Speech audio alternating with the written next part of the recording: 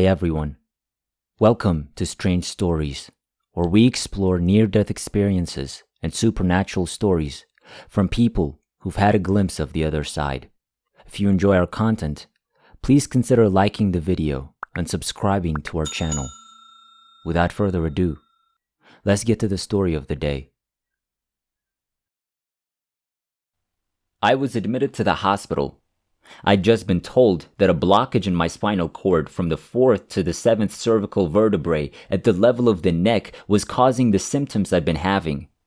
My right arm was paralyzed, my legs were spastic, and when I moved my head, I felt electric shocks run through my body.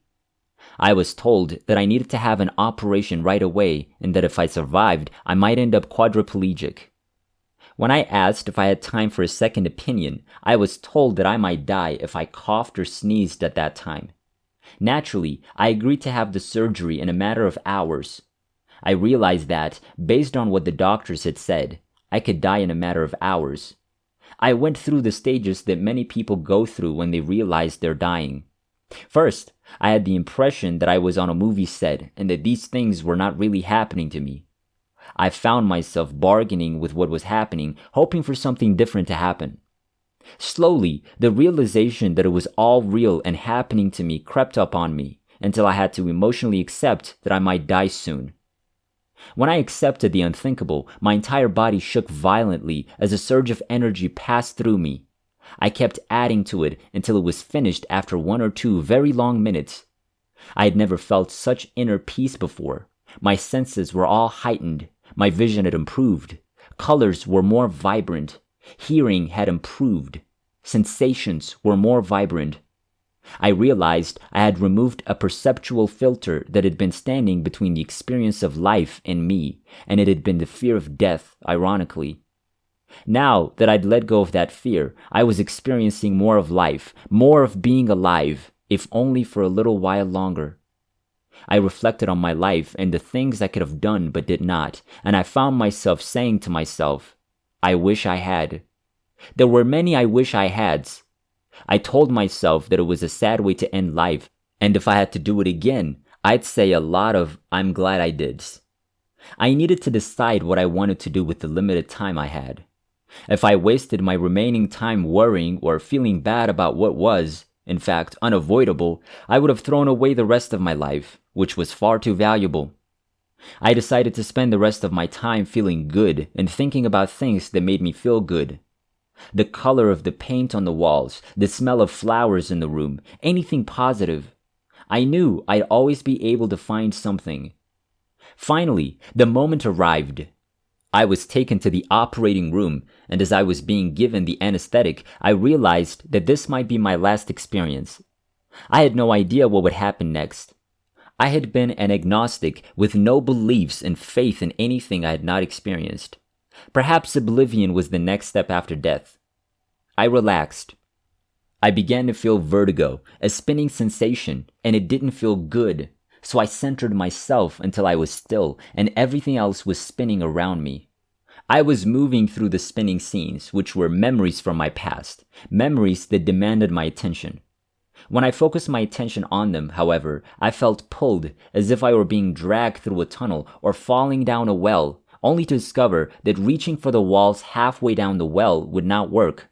My only hope would be to aim for the bottom water. I had to turn away from these scenes, then these memories, and focus on the location to which I was being drawn, aiming for it. I was going there anyway, but aiming for it gave me a sense of being in control, which was a lot more comfortable for me. It was similar to riding a roller coaster in the front car and pretending to drive the thing down the tracks.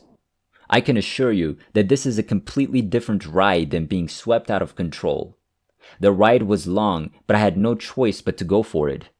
Finally, the light at the end of the tunnel was visible. I emerged into a kind of space, stillness, where a glow of energy addressed me. It was like a spark of life, energy brimming with intelligence, but not in the form of a human being, just pure consciousness. Another spark appeared to be observing the scene some distance away.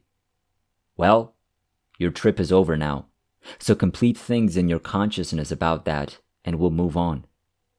I felt like I was having an exit interview. I looked back and saw my life as I'd lived it. I finished my thoughts about what had happened, understood many things differently, and then stated that I was ready. The being began to withdraw. I started following, but then I stopped. The being inquired as to the nature of the thought that had just entered my mind. I thought it would be a shame for my daughters to grow up without their father present. I had spent a significant portion of my life without my father and did not want my daughters to go through that. Anyway, I was prepared to leave. The being said I could return because my motivation for wanting to return was someone other than myself. Before I could say anything, there was a rapid, confused movement. Something happened. The other spark that had been observing was somehow a part of it, and then I was waking up in this body, in traumatic pain, with intense drama going on around me in the hospital. I felt as if I just walked into a movie that was already in progress, but that I had not previously been the one in the body. Because of the trauma and drama, my attention was drawn to the events in the physical world, and my memory of what had happened before was erased. I had other things that needed my attention, and I didn't have the belief systems that would allow me to accept what had just happened. Over the next year, I began to investigate ideas and philosophies that I'd never encountered before. I read books like Life After Life and Life After Death, as well as other writings that described near-death experiences, and I began to remember what had happened. I recognized the parallels to what others had gone through, and I realized what had happened to me.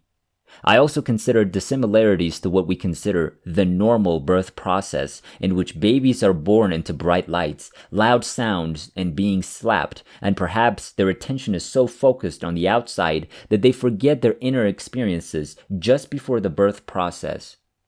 I occasionally meet others who've made the journey, and we compare notes. How did you find it?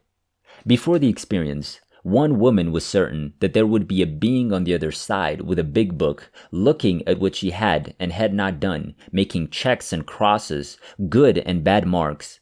When she got to the other side, there was indeed a being with a large book, just as she'd imagined. The only bad grades she received were for things she didn't do. Her only transgression was self-denial. My hospital discharge diagnosis was spinal cord tumor. There were no options for treatment. I was given 1 or 2 months to live, and I chose to live by my new motto, I'm glad I did. I decided to work on myself, to release the tumor in my consciousness. The doctors later concluded that they had made an incorrect diagnosis.